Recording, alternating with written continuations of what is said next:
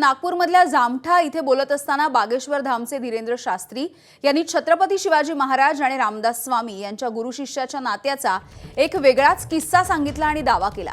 याचमुळे आता विरोधकांकडून धीरेंद्र शास्त्री यांच्यावरती सडकून टीका होती आहे। धीरेंद्र शास्त्री हे शिवाजी महाराजांवरती बोलत असताना फडणवीस, गडकरी आणि मोहन भागवत यांनी त्याच वेळेला या बागेश्वर बाबांना रोखायला पाहिजे होतं असं खासदार संजय राऊत म्हणतात।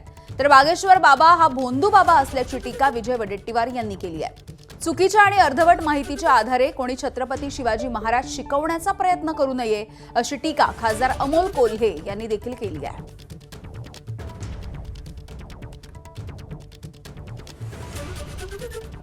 हे जे काही महाराज वगैरे आणतात हे लोक, हे नवीन हिंदुत्वात सुरू झालेल्या लोकांचा आणि नवीन इतिहास लिहितायत किंवा बदलतायत,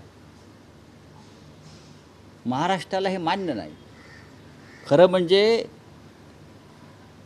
ते जे बुवा आहेत, तरुण कोणीतरी एक, त्यांनी छत्रपती शिवाजी महाराजांच्या इतिहासावरती जेव्हा हे बोलत होते तेव्हा राज्याच्या मुख्यमंत्र्यांनी त्यांना थांबवायला हवं होतं किंवा सरसंघचालकांनी त्यांना रोखायला हवं होतं आणि त्यांना महाराष्ट्राच्या भावना, इतिहास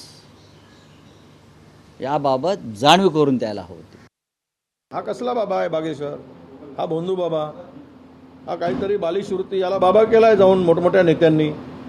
आता दुर्दैव हे आहे की बाबासाहेब आंबेडकरांच्या विचाराची माणसं, सर्वोच्च न्यायव्यवस्थेमध्ये पदावर असलेली माणसं त्या भोंदूगिरीकडे बाबाकडे जातात, तर इतरांचं काय? आणि त्यामुळे याची हिंमत वाढते।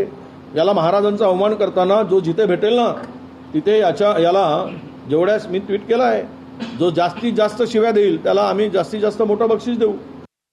मोगली आक्रमणासमोर उत्तर भारतानं पळीपंचपात्र गुंडाळून ठेवून माना झुकवलेल्या असताना मनगटाच्या जोरावर तलवारीच्या पात्यानं सह्याद्रीच्या कातळावर इतिहास कोरणाऱ्या महाराष्ट्राला त्याच उत्तरेतून येऊन कुणी चुकीच्या आणि अर्धवट माहितीच्या आधारे छत्रपती शिवाजी महाराज शिकवण्याची गरज नाही।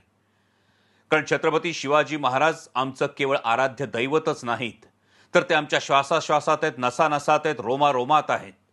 ती आमची अस्मिता आहे, ती आमची ओळख आहे, ते आमचा स्वाभिमान आहेत, काल, आज आणि उद्याही। जय शिवराय। एबीपी माझा, उघडा डोळे बघा नीट।